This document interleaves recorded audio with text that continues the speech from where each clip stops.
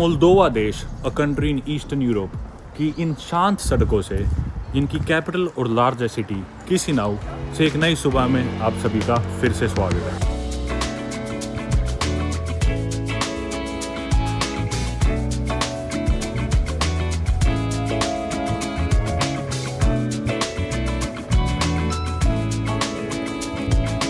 तो हाँ, आज की वीडियो में हम बॉर्डर क्रॉस करके जाने वाले हैं एक ऐसे देश जिधर कई सालों से युद्ध चल रहा है। जी हाँ, मैं बात कर रहा हूँ मोल्दोवा के पड़ोसी देश यूक्रेन की। Russia is stepping up its assault on Ukraine with unrelenting force, creating hysteria by warning of a possible Russian strike on NATO. Russian Defense Ministry claims its troops have also captured Prilipka in Ukraine's Kharkiv region.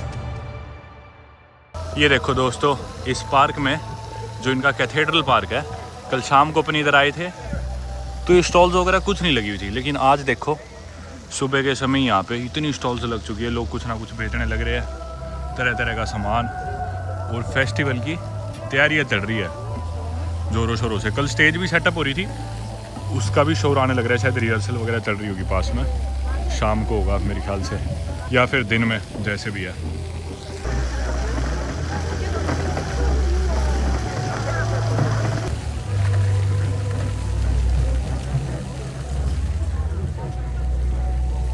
पतझड़ का मौसम है, पत्ते आप देख सकते हो, लोग बाग कुछ ना कुछ स्टॉल से खरीद रहे हैं, तरह तरह की स्टॉल्स है। शहद बिक रहा है, किसी पे कुछ बिक रहा है, जो यहाँ से मैं देख पा रहा हूँ। फ़िलहाल अपन चलते हैं बस स्टेशन की ओर, क्योंकि ज़्यादा वक्त अपने पास है नहीं, ताकि अपन टाइमली एंटर कर जाए यूक्रेन। शाम को बस भी पकड़नी है।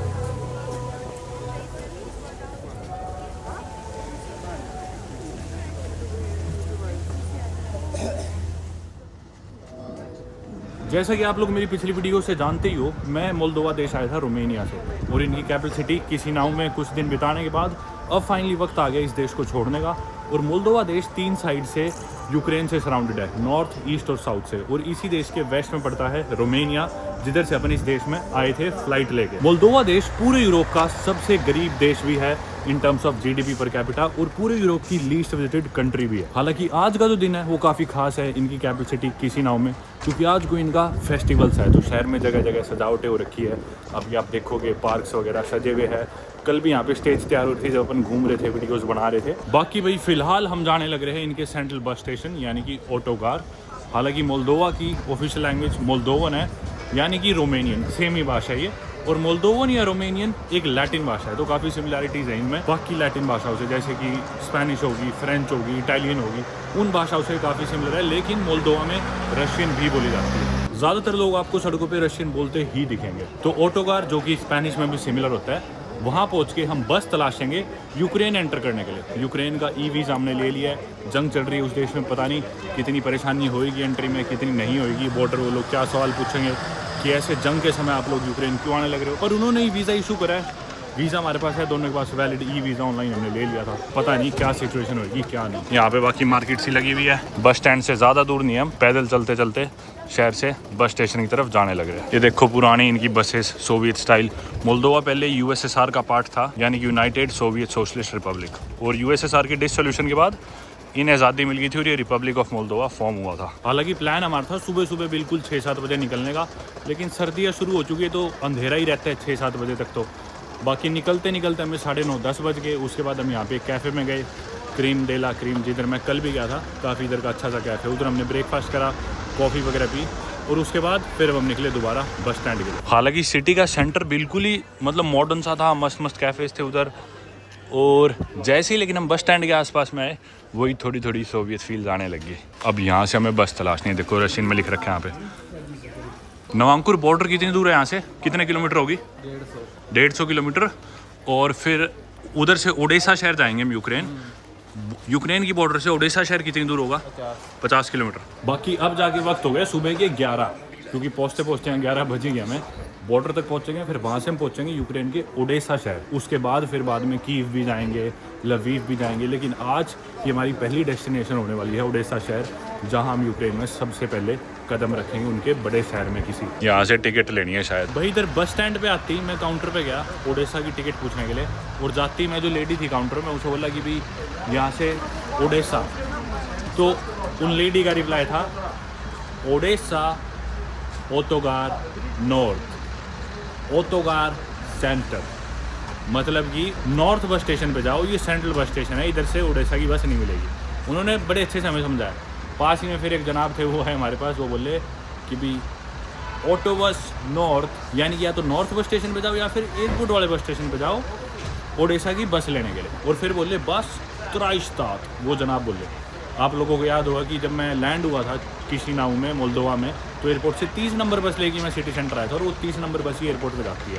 तो उन्होंने बोला यहाँ से बस पकड़ो 30 नंबर और एयरपोर्ट वाले बस स्टेशन पहुँच जाओ, वहाँ से ओडेसा की बस ले लो। पर हमने डिसाइड करा गारेदे नॉर्थ चलते हैं, यानी कि जो नॉर्थ बस स्टेशन है वो टैक्सी करा ली, वो यहाँ से ज़्यादा नज़दीक है, वहाँ जाके बस तलाशते ओडेसा की मिल जाए, क्योंकि इस बस स्टेशन से तो नहीं जाने वाला। वैसे इस बस स्टेशन से देखो तिरास्पोल, जो कि ट्रांसनिस्ट्रिया है, उधर की बसेस चलने लग रही है, ठीक है। इसके अलावा इनकी बाकी बड़ी सिटीज़ जैसे कि बेंडर की भी बस है।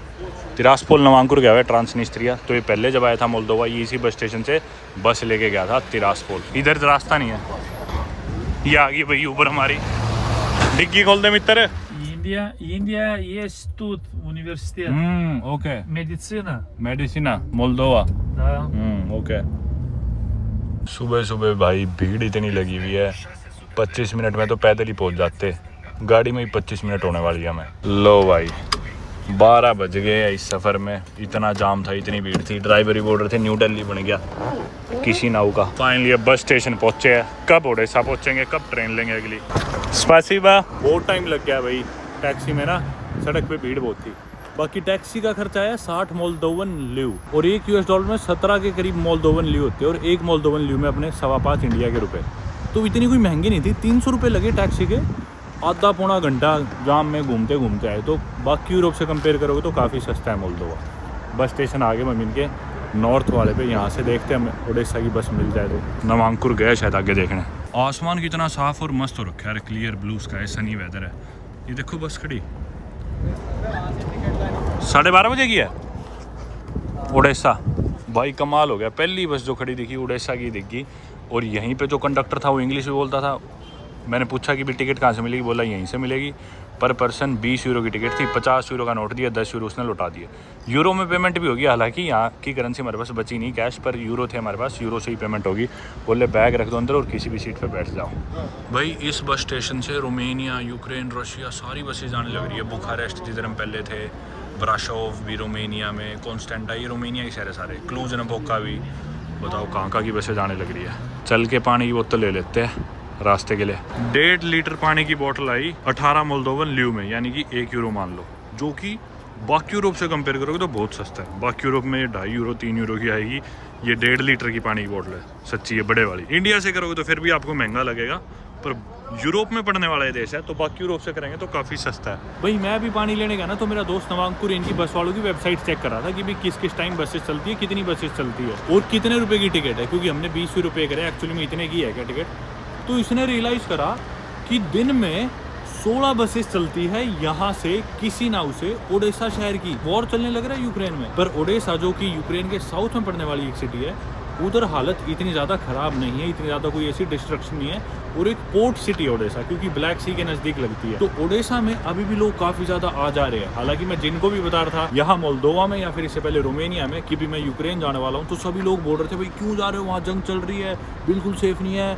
और इनफैक्ट मेरे एक दोस्त को भी मैंने बताया जो यूक्रेन का, अभी फिलहाल यूक्रेन नहीं है, मैंने उसे बताया कि मैं आज यूक्रेन जाऊँगा, कल बताया था, तो जस्ट अभी उसका भी मैसेज आया है कि कहाँ पे है, सेफ है क्या, सब ठीक है क्या। बाकी जो यूक्रेन देश है ना, उसे ब्रेड बास्केट ऑफ यूरोप भी बोला जाता है, क्योंकि इसकी जो ब्लैक अर्थ सॉइल है वो बहुत ज़्यादा ना ग्रेन्स प्रोड्यूस करती है, और यूक्रेन देश काफ़ी ज़्यादा ग्रेन्स और सनफ्लावर ऑयल एक्सपोर्ट करता है बाकी जगहों पे। और जो ओडेसा शहर है जिधर हम जाने लग रहे हैं, वो एक पोर्ट सिटी है यूक्रेन की, तो ब्लैक सी के थ्रू ओडेसा शहर से काफ़ी ज़्यादा ग्रेन्स एक्सपोर्ट होते हैं। और रशिया ने मिसाइल और ड्रोन अटैक्स करे हैं इनके पोर्ट सिटी को शट डाउन करने के लिए, ताकि ये लोग एक्सपोर्ट्स ना कर सके, ग्रेन्स भिजवा ना पाए। पर फिर भी ओडेसा शहर की हालत इतनी ख़राब नहीं है। तो भी वहाँ पहुँचते हैं, देखते हैं क्या सिचुएशन होगी, और जैसे जैसे हम देश के ज़्यादा सेंटर में जाएंगे वहाँ सिचुएशन और इंटेंस होती जाएगी यूक्रेन में। लेकिन सबसे पहले अपना चैलेंज है बॉर्डर क्रॉस करना और ओडेसा पहुँचना। भाई वाईफाई लगा हुआ बस में, तो उड़ीसा जा रहे हैं फिर गोवा।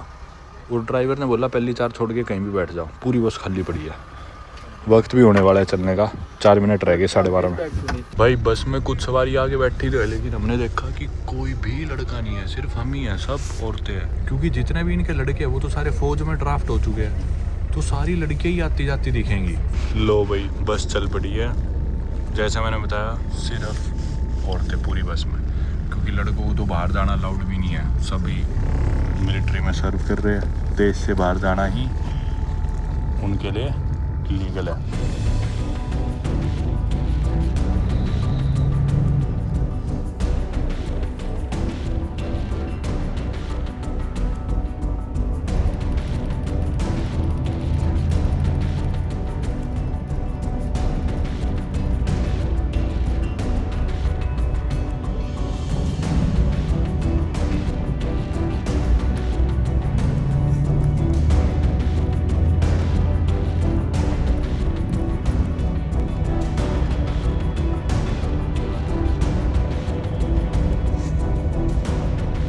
दोस्तों बस कुछ ही मिनटों में, कुछ ही मीटरों के बाद हम यूक्रेन की बॉर्डर पे पहुंच जाएंगे और यूक्रेन देश में मोस्ट लाइकली एंटर कर जाएंगे, अगर कोई प्रॉब्लम्स नहीं आती है तो बॉर्डर पे। ये मेरे ख्याल से लास्ट टाउन है। और जैसा कि मैंने आपको पहले ही बताया कि मोल्दोवा देश में से नीस्टर नदी बहती है और नीस्टर नदी के ईस्ट में एक लैंड ऑफ स्ट्रिप पड़ती है जो है ट्रांसनिस्ट्रिया, जो अपने आप को एक अलग देश मानता है। लेकिन हम फिलहाल साउथ में हैं मोल्दोवा के, और उसी नीस्टर नदी के बराबर से हम बॉर्डर पार करेंगे और यूक्रेन में घुसेंगे। ट्रांसनिस्ट्रिया वाली स्ट्रिप इधर नहीं आएगी, लेकिन सीधा साउथ ऑफ यूक्रेन यहाँ पे आएगा हमारे। ये बस लास्ट का टाउन आप कह सकते हो। सामने नदी बहने लग रही है, अभी थोड़ी देर पहले दिख भी रही थी। ये देखो हमारे लेफ्ट में है बिल्कुल नीस्टर नदी। अभी ये जो घर है ना, इन घरों के पीछे। और अभी इसके पैरेलल चलेंगे हम कुछ देर, और आगे जाके फिर हम लेफ्ट की डायरेक्शन मुड़ेंगे बॉर्डर की तरफ। पूरा ही रास्ता ना भाई ऐसे ही सुनसान था, यही खेत देखने को मिल रहे थे। ऑटम का टाइम चल रहा है तो पतझड़ का पेड़ लाल से येलो से दिख रहे थे, और सड़क पे कोई भी गाड़ी देखने को नहीं मिल रही थी। मतलब 1-2 कोई मुश्किल से व्हीकल्स दिख रहे थे, और वो भी किसी आसपास वाले गांव के लोगों के होंगे। पर सड़क पे देखो हमारे अलावा कोई भी नहीं जाता हुआ दिखने लग रहा अभी यूक्रेन इस सिचुएशन में। और ये गाँव से भी बिल्कुल खाली पड़े। इन गाँवों में भी बीच बीच में जो बसासत सी हमें दिखी वो भी बिल्कुल खाली थी। हो सकता है कि वॉर के डर से ये लोग भी अपने घर गांव छोड़ के जा चुके हो, दूसरे पार्ट्स में मूव हो गए हो देश के, इसलिए जो छोटे मोटे टाउन आ रहे हैं इनमें भी कोई इंसान तक देखने को नहीं मिल रहा है। यार देखो बिल्कुल बीचों बीच से गुजर रहे हैं हम इस गाँव के या टाउन के से, कोई इंसान नहीं, एकदम सुनसान, कोई भी नहीं दिख रहा। बॉर्डर के आसपास के एरियाज में भी लोग कोई भी नहीं दिख रहा भाई। मतलब ये भी मानो गोस्ट टाउन हो चुके हैं। ये जो बॉर्डर के आसपास वाले जो गाँव है, घर थे, एकदम खाली सुनसान। ये आ गई भाई सामने बॉर्डर, लाइन लगी हुई है बसों की। ये सभी लोग इंतज़ार कर रहे हैं मेरे ख्याल से अपना नंबर आने का। हमेशा ऐसे बॉर्डर्स पे ट्रक ज़रूर खड़े दिखेंगे जो गुड्स वगैरह ट्रांसपोर्ट कर रहे होते हैं। लाइनों में हमेशा ही दिखते हैं, पर फिर भी काफ़ी खाली है बॉर्डर। कोई अनाउंसमेंट करी है बॉर्डर के पास, यहाँ पे बस रुकी है। इधर बाथरूम है, सामने बॉर्डर चेक पॉइंट है। दोस्तों इस बॉर्डर के उस पार सिचुएशन इतनी वॉलेटाइल है कि कुछ नहीं पता कब क्या हो जाए, और इस वल्नरेबल सिचुएशन में हम खुद को विलिंगली डालने लग रहे हैं बॉर्डर के उस पार जाके यूक्रेन देश में घुस के।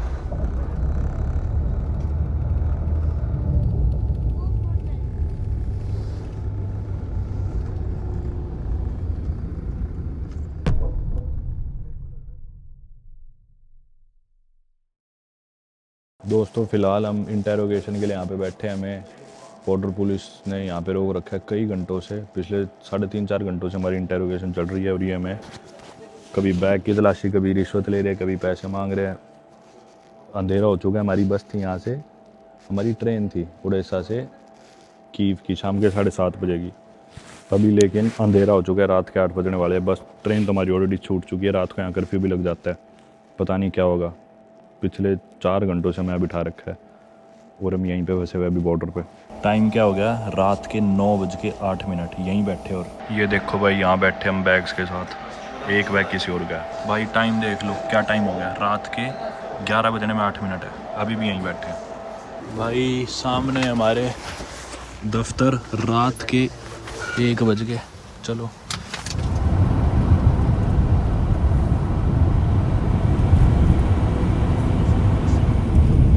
हम ओडिशा शहर तो एंटर हो गया है। रात के 1:15-1:30 बज चुके और यहाँ पे रात को कर्फ्यू लग जाता है। शहर में कर्फ्यू लगा हुआ है, पता नहीं हम कैसे रात बिताएंगे, कहाँ रुकेंगे।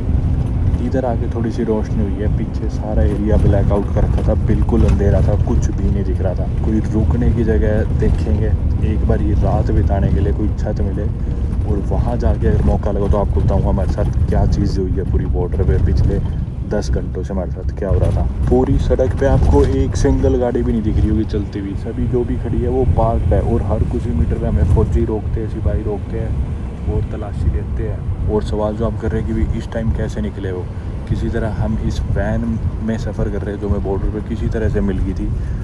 एक बार कोई जगह मिलती है तो आपको सिचुएशन बताऊँगा।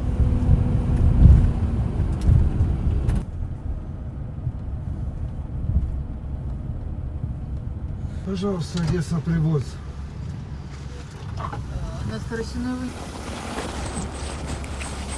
दोस्तों रात के 1:30 बज रहे होंगे मेरे ख्याल से। कर्फ्यू का समय कुछ नहीं दिख रहा, बिल्कुल अंधेरा। कर्फ्यू लगा हुआ है यहाँ पे, 11 बजे कर्फ्यू शुरू हो जाते हैं, 11-12 बजे रात को कर्फ्यू शुरू हुए 1-2 घंटे हो चुके हैं। और एक बार आप सड़क पे अंधेरा देखो और शांति, और कितना सुनसान है, कोई भी नहीं है। कुछ लाइट्स उधर चल रही है पर कोई भी गाड़ी सड़क पे अलाउड नहीं है इस समय पे, कोई गाड़ी कोई इंसान अलाउड नहीं है। और हम यहाँ पे सड़क पे पैदल चलते हुए जा रहे हैं। आपको बताऊँगा बॉर्डर पे हमारे साथ क्या सिचुएशन हुई है। जो 9-10 घंटे की वो इंटेरोगेशन समझ लो, ह्यूमिलिएशन समझ लो, कुछ भी समझ लो, बताऊँगा वो स्टोरी। एक बार कोई पनाह मिले यहाँ पे तो ये डर लगने लग रहा है कोई पीछे से गोली आगे ना लग जाए। जब हम बॉर्डर पे थे तो सिर्फ एक बॉर्डर पुलिस ऑफिसर हमारी बात का थोड़ा बहुत जवाब दे रहा था, इंग्लिश के 1-2 शब्द आते थे उसे बस। तो उससे हमने पूछा था कि अगर हम अभी शहर पहुंच भी जाए तो भी तो कर्फ्यू होएगा। तो बोला हाँ। हम बोले क्या कर्फ्यू में हम ऐसे रात को घूम सकते हैं, ऐसे कैसे बाहर निकलेंगे? तो बोला मैं कुछ नहीं कह सकता इस बारे में, क्योंकि हम वहाँ रुक नहीं सकते थे। वहाँ से बोले अब जाओ, जाए कहाँ, इधर कर्फ्यू लगा हुआ है। किसी तरह शहर में पहुँचे हैं और एक होटल तलाशा में, लेकिन पता नहीं होटल में चेक इन होगा भी या नहीं होगा इस टाइम, क्योंकि कर्फ्यू है सारी जगह। शांति देखो आप, एक भी सिंगल गाड़ी कुछ नहीं दिखेगा क्योंकि अलाउड ही नहीं है। मिलिट्री घूम रही है जगह जगह पे, चेक पॉइंट्स थे, बिल्कुल सीरिया की याद आ गई थी मेरे को। तो हमारी वैन रुकवाई जा रही थी। ये सारी बातें कोई जगह मिलने पे मैं आप लोगों के साथ करूँगा, लेकिन आप लोग देखो अभी रात के आज यहाँ पे 1:30 बजे एक इंसान तो छोड़ो, चलती गाड़ी तो छोड़ो, कुछ भी नहीं। और हम यहाँ पे रात को जाने लग रहे हैं। फ़िलहाल हम रोड के बीचों बीच है, सेंटर के एरिया के आसपास हो रहा। हमें ख्याल रखना पड़ रहा है कि किसी सरकारी बिल्डिंग के पास से तो ना गुजर जाए हम, क्योंकि अनजाने में ही अगर कोई नोटिस भी करेगा तो दिक्कत हो सकती है।